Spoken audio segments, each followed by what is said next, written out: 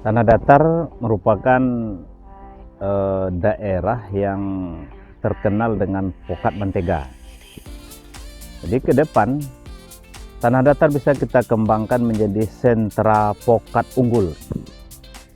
Ya, pokat yang bisa dengan nilai ekonomi tinggi gitu.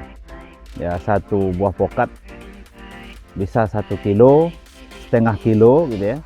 Jadi ini kalau kita kembangkan adalah potensi besar bagi tanah datar, di mana petaninya berpengalaman, kemudian tanahnya cocok untuk pengembangan pokat. Gitu.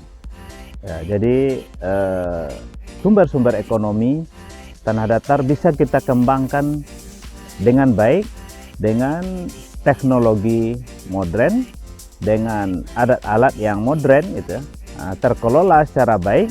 Insya Allah akan membuat masyarakat kita lebih sejahtera.